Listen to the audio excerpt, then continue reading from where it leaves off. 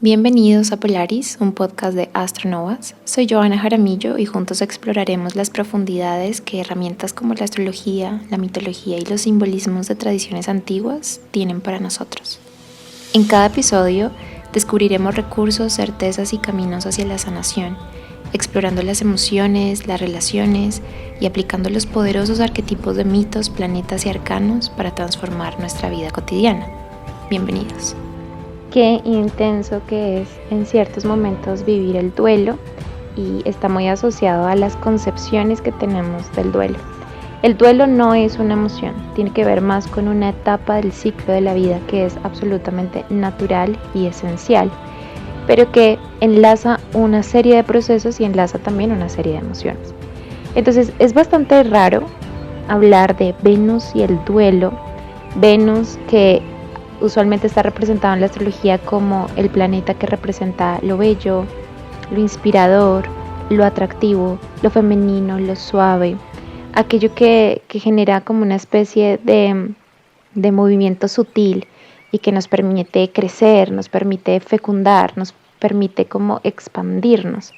Venus dentro de la astrología tiene todas estas concepciones, ¿no? Tiene que ver con la energía de lo femenino maduro, que nos ayuda a abrirnos a nuevas dimensiones y a nuevas expansiones en nuestra particular forma de vivir.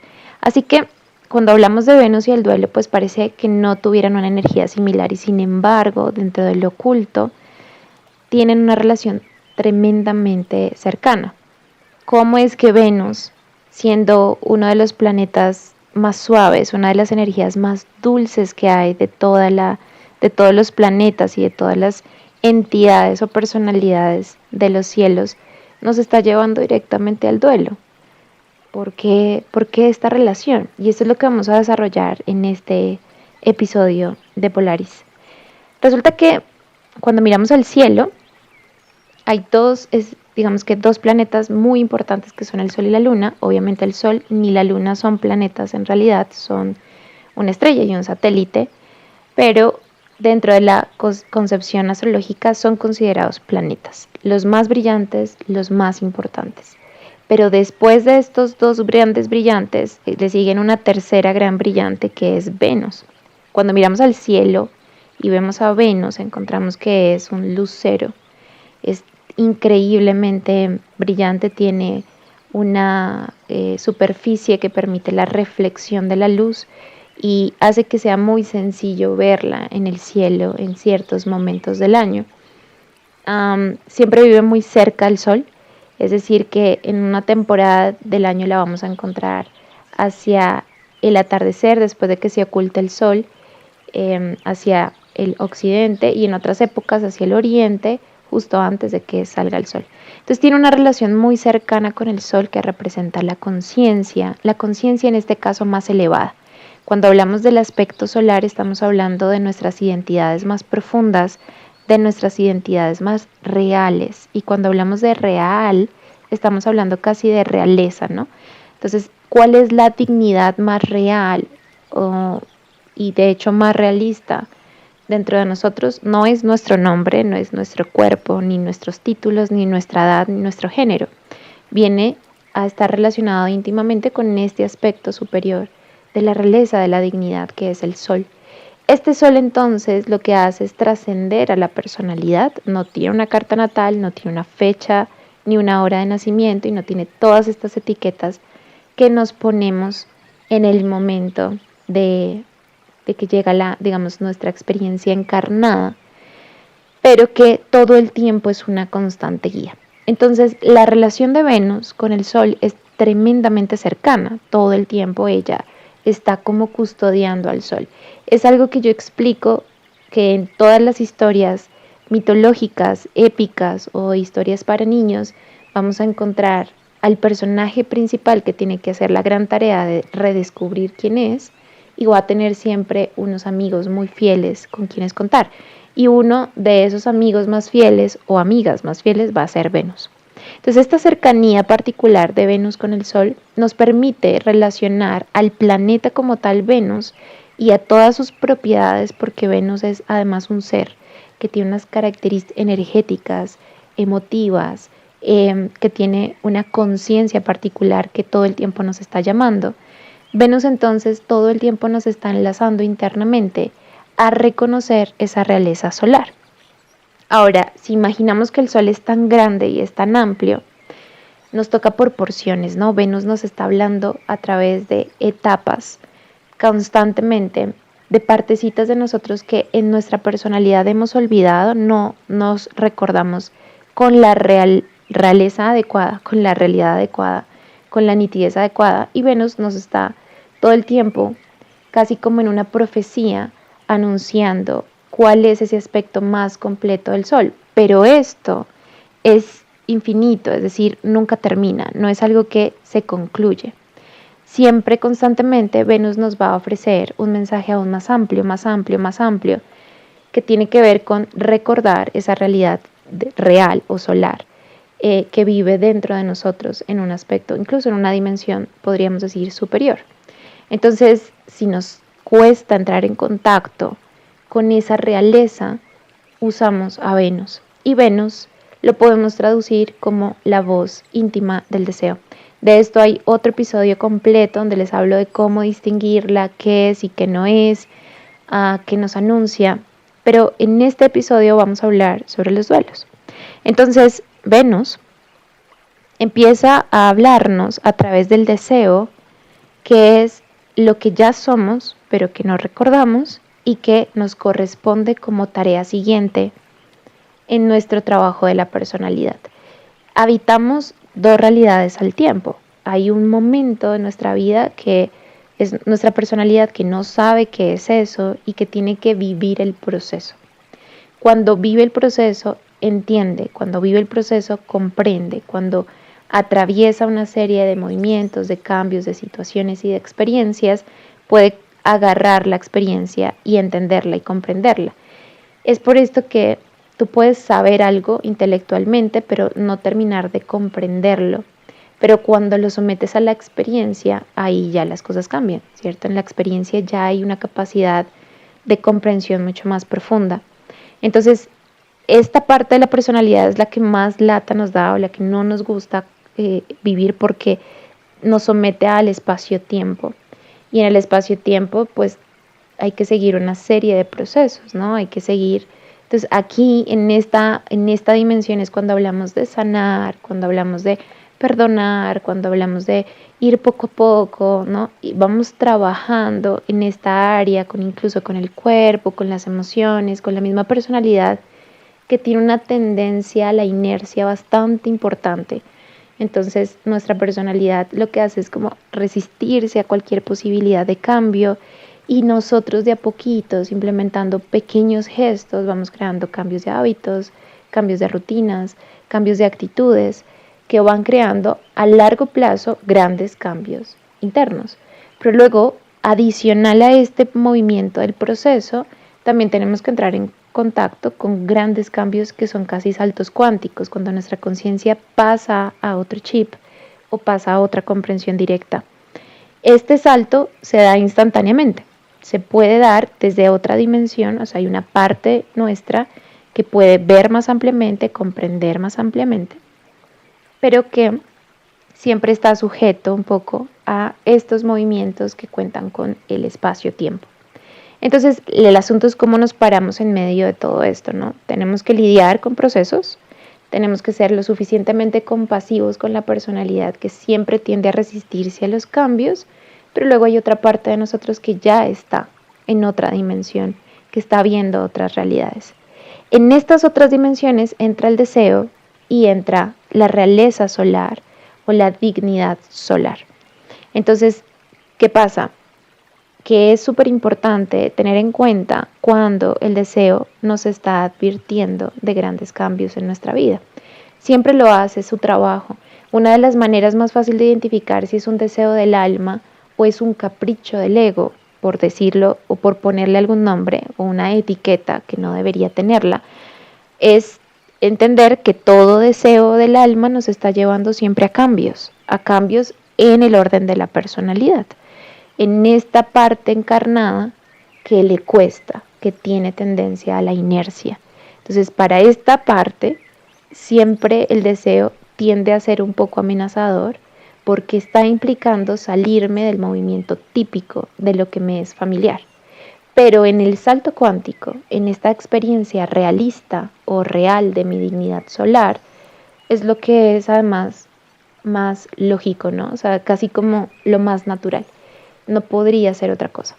De ahí que cuando nosotros vivimos nuestra vida diseñándola en base al deseo, es cuando más auténticos, puros y esenciales podemos llegar a ser.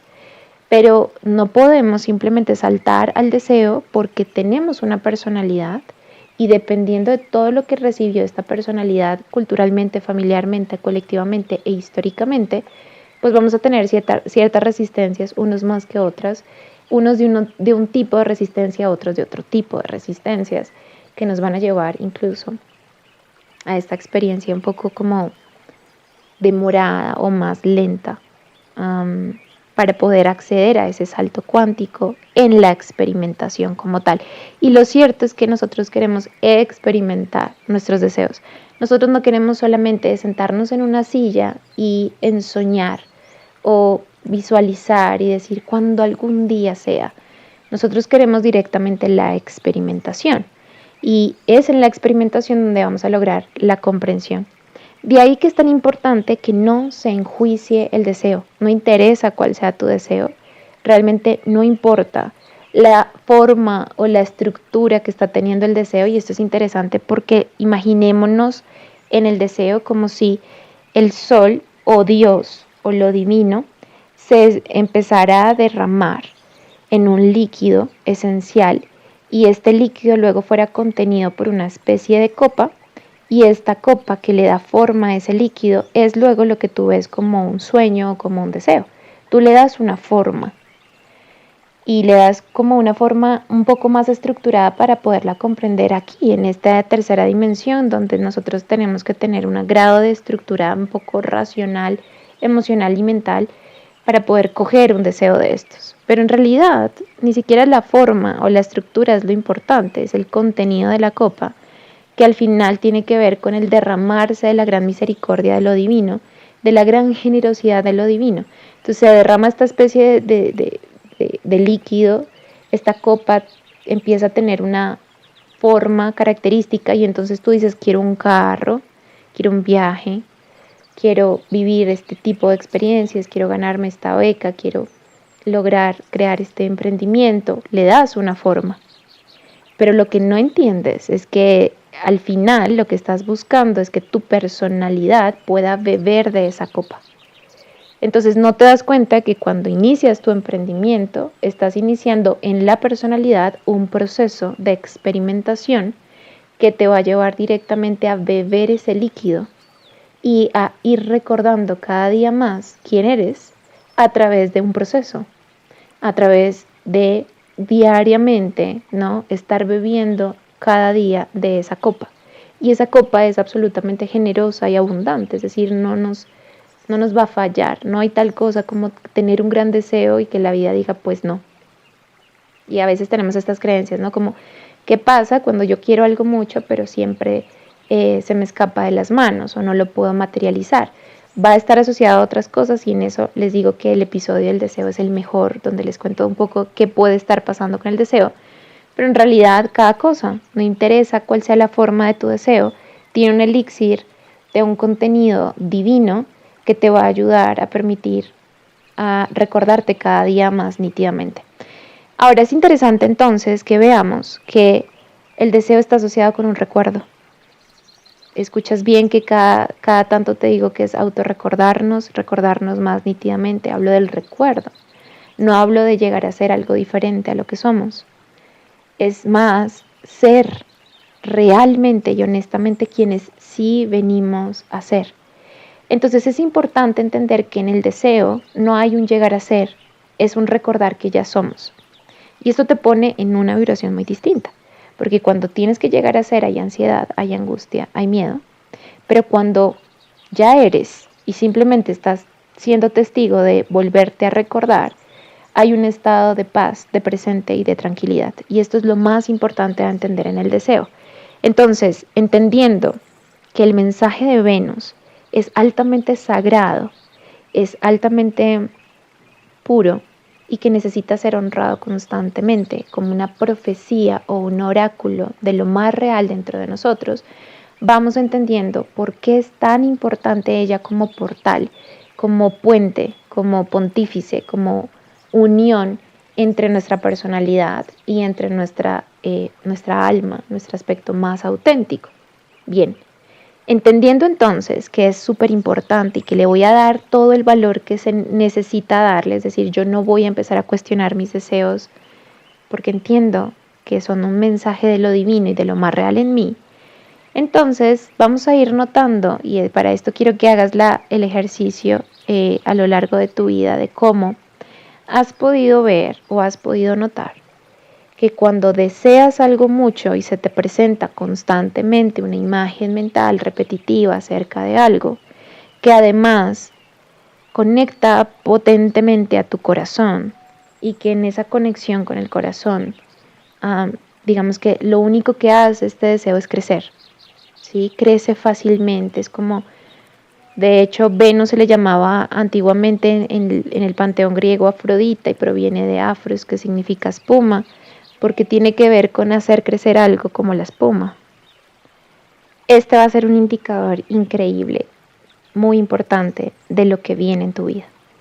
Ve un poco atrás y ve pensando cómo este presente es el resultado de algo que tú empezaste a imaginar un tiempo atrás y que decías, me encantaría darle la oportunidad a esto, me encantaría poder experimentar esto.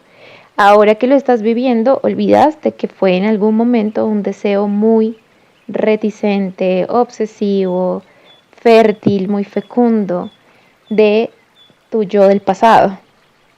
Y que ahora que estás viviendo esto que en un momento fue un deseo y que ahora hace parte de tu presente, vas notando cómo en la experiencia hay un montón, pero cuando digo un montón es a la 1000, exponencialmente, un montón de detalles adicionales que no habías podido solamente imaginar. Es decir, el deseo tan solo es un indicador de hacia dónde es la ruta, pero andar la ruta es muy diferente a ver en el mapa cómo sería la ruta. Cuando tú vas en el paseo o en el viaje, pues pasan 1000 cosas, se te puede pinchar una llanta, puedes tener que quedarte en esta cafetería y comerte un gran manjar que solamente hacen en este cafecito cuando vas pasando por allá. Es decir, el viaje es lo que hace que sea rico el proceso, pero el deseo de alguna forma te puso en la meta, te dijo, hacia allá, hacia ese destino vas a poder encontrar algo que es muy tuyo. Entonces vas haciéndole caso al deseo y luego la personalidad atraviesa esa experiencia y dice, wow, no, pues una cosa es lo que yo me imaginaba y otra cosa es tener que vivirlo y el proceso. Y ahí es donde te estás empezando a recordar de manera más realista, más digna. Así que vas viendo que el deseo nunca falla. El deseo, la imaginación como tal, aquello que se te presenta constantemente en tu vida, como una imagen, lo que te digo, ¿no? Muy presente, muy repetitiva, nunca falla. Entonces, mi invitación es que en vez de decir que no lo tienes y que qué mal no tenerlo porque lo quieres mucho, empieces a decir, no, eso es algo que llega, va a llegar sí o sí. Es algo que me espera. Y es un poco como no estarías ansioso esperando el platillo que le pediste al mesero de un restaurante mientras te lo preparan. Tú sabes que ese platillo ya lo pediste y que te va a llegar. Bueno, como el deseo no se trata de llegar a ser o de que tienes que ganártelo, sino de recordar que ya eres y que siempre has sido eso y eso es lo más real en ti, pues empiezas a tener además una actitud frente al deseo de sé que eso va a pasar, sé que eso va a venir, el deseo ya me lo está advirtiendo. Imagínate al deseo como un oráculo, como tu propia profetisa o como tu propia pitonisa que te está mencionando lo que va a suceder porque en una dimensión superior ya está sucediendo porque es lo que eres. Entonces, cuando las imágenes son repetitivas, constantes, a ti no te queda otra cosa que decir, ok, eso es algo a lo que yo estoy llamado, punto, porque ya lo soy. Mi personalidad puede no saberlo, puede no entenderlo y puede además, porque esto te va a pasar, la mente te va a decir, pero ¿cómo? ¿Con qué plata? ¿Pero a qué horas? ¿Pero es inviable? ¿Pero es imposible? Pero ni siquiera tenemos los elementos, no conocemos a nadie, ni siquiera X o Y cosa te va a seguir diciendo y te va a advertir desde su dimensión separativa de espacio-tiempo, cómo simplemente no va a poder ser. Pero tú sabes que el deseo, y esto lo sabes porque puedes mirar atrás y darte cuenta que sí, que el momento actual en el que estás lo soñaste en alguna situación. Claro, no tenía el nivel de detalles que estás viviendo ahora en la experimentación, pero sin embargo era más que nada una profecía. Así que, entendiendo esto, también va a ser muy importante que veas cuando dejas de desear algo, cuando ya no está creciendo esa imagen. Y aquí entramos un poco al tema de los duelos. Entonces, cuando yo empecé a darle esa importancia al deseo y empecé a decir, es mi voz interior diciéndome lo que viene y es mi voz interior diciéndome lo que ya no va más, empecé a tenerle mucho más respeto al deseo y empecé a rendirme mucho más fácil a esa voluntad de lo divino.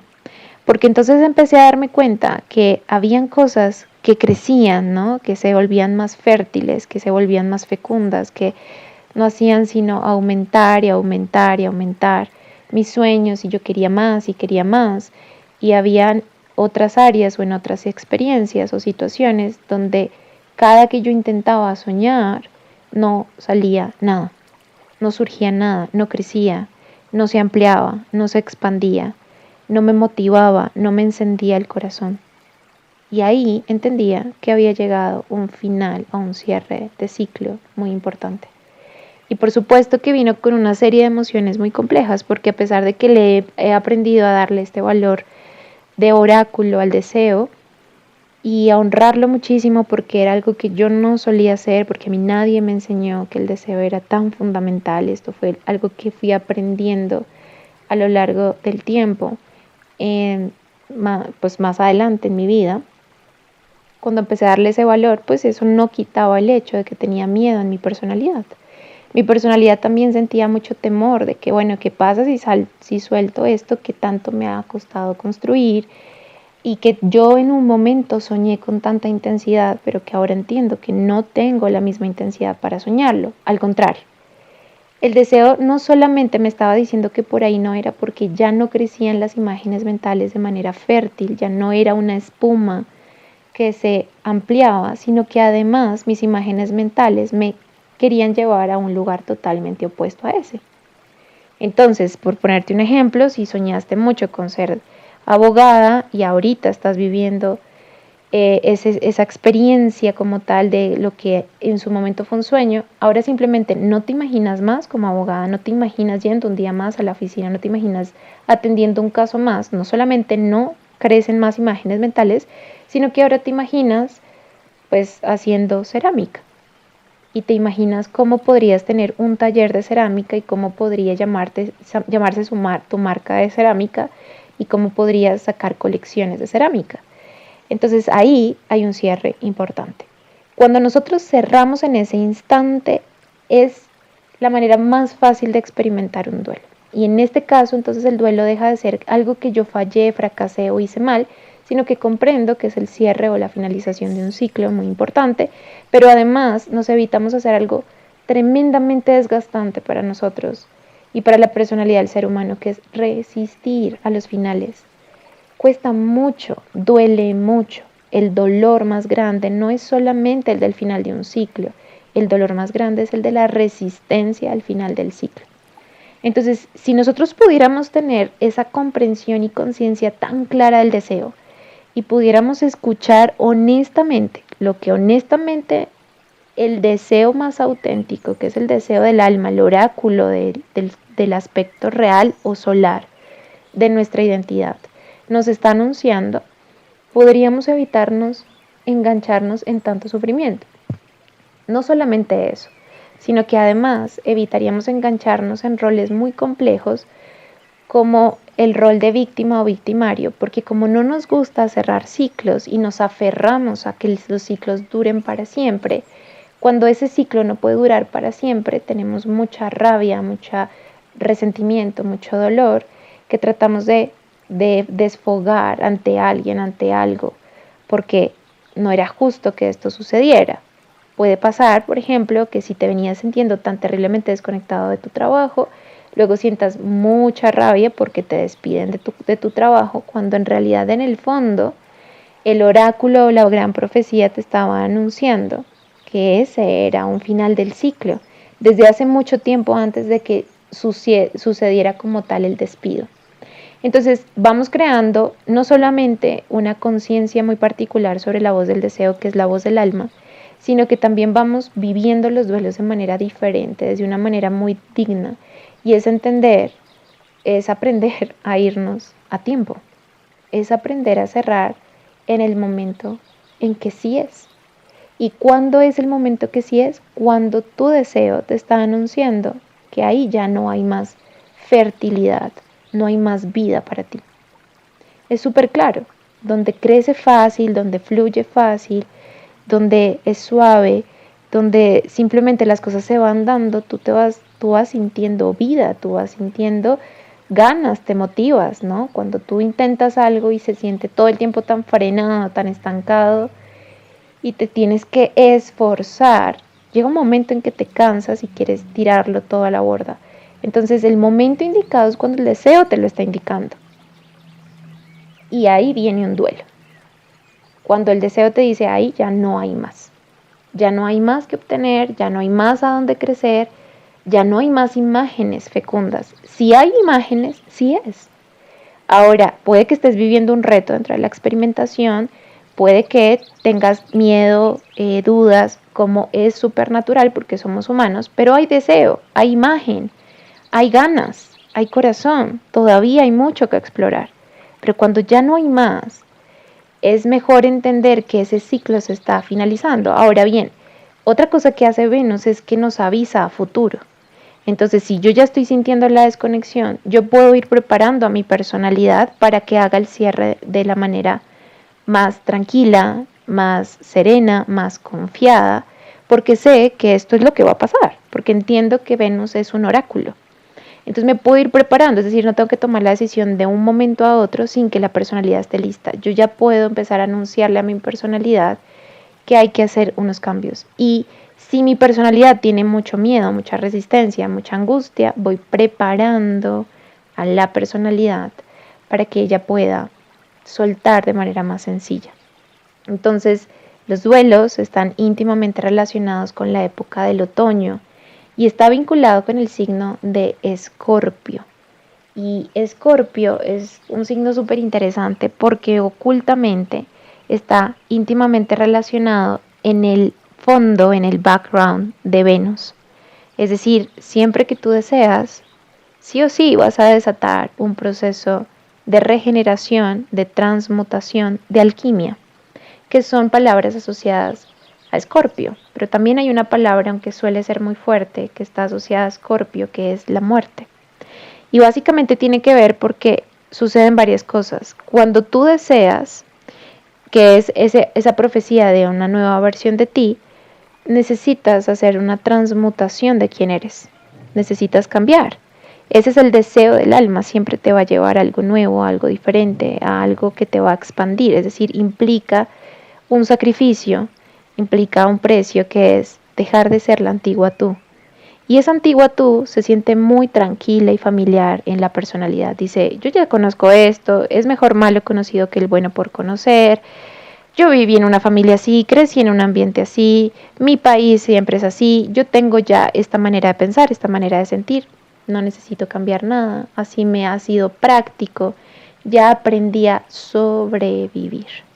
Pero Venus siempre te lleva a vivir y en pos del vivir, que es muy diferente a sobrevivir, vivir implica una función de conciencia, de voluntad en el que dices, quiero crear algo nuevo para mí. Aprendí que esto era la realidad, pero ahora me abro a la posibilidad de que sea diferente. Y eso es el deseo. Te está diciendo, ¿Qué si le apuestas a una nueva manera de ganar dinero? ¿Qué si le apuestas a un nuevo vínculo? ¿Qué si le apuestas a una aventura que antes no te habrías dado el permiso de experimentar? Intenta hacerlo diferente. ¿Qué si te conviertes en muy exitosa en el gremio en el que estás? ¿Qué si escribes un libro que es realmente vanguardista en tu tema? ¿Qué si te conviertes en un líder que expone sobre este tipo de influencias? El deseo nos anima a eso, nos anima a salir de esa supervivencia y de eso que es familiar y nos lleva a diseñar, a crear una vida. Entonces, eso implica pequeñas muertes, eso implica pequeñas transmutaciones donde yo empiezo a notar que ya no puedo venir a traer a la misma versión mía a estos sueños. Entonces, como es un oráculo, lo más bonito del deseo es hacia allá vamos, ¿no? El trabajo entonces con tu personalidad es qué tenemos que hacer de aquí, de a poquito, ¿no? Con el tiempo, con el espacio, porque la personalidad está encarnada en tiempo y espacio, con pequeños hábitos, con pequeñas acciones, para irnos convirtiendo cada día más en eso que siempre hemos sido, pero que nosotros y nuestra personalidad y nuestro cuerpo y nuestras emociones a veces dicen, no, realmente no soy así. ¿Cómo voy acercándome? Y una manera de hecho, muy proactiva, podríamos decir que supremamente exitosa de hacerlo, es trayendo a pequeños rituales cotidianos el ser ya, eso que tu deseo te está planteando. Casi como todos los días proponernos y sentarnos y decir, ¿cómo se para esta persona, ¿no? ¿Qué quiero ser? ¿Cómo se siente? ¿Qué come? ¿En qué piensa? ¿Con quién está? ¿Qué amigos tiene? ¿Qué vínculos? ¿Dónde vive? ¿Cómo usa su tiempo? ¿Está llena de cosas o tiene espacio para meditar o tiene espacio para lo valioso? ¿Qué es lo valioso para esta persona? Ir incrementando cada día esos pequeños gestos mientras vamos haciendo un duelo muy importante que es el duelo a nuestras versiones pasadas, a las versiones familiares. Y luego vas a tener otro duelo, el duelo de cuando tu deseo te dice que por ahí ya no es más, que si bien en algún momento lo deseaste y mucho, ya cumplió su función, te recordó lo que necesitabas recordar y ahora hay que continuar. Así que en el siguiente episodio, que saldrá dentro de los próximos 15 días, te voy a hablar de la segunda parte de Venus y el duelo, donde entraremos más en materia en el signo de Escorpio y las claves que tiene Escorpio, muy asociados con esta capacidad de la renovación, del otoño, del soltar.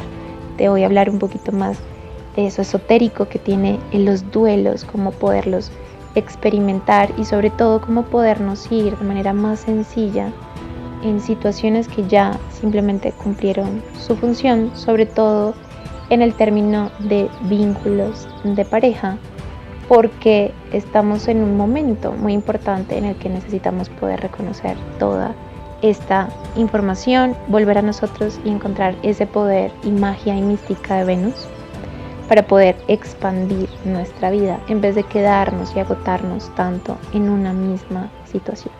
Así que te veo en el próximo episodio. Cuéntame qué tal te pareció este episodio aquí abajo en Spotify o en YouTube. Me puedes dejar tu comentario. Recuerda que en www.astronovas.com encuentras mucho más de astrología. También me puedes seguir por Instagram y TikTok como astro-novas, por Facebook y por YouTube a través de Astronovas. Nos oímos en el siguiente episodio. Chao.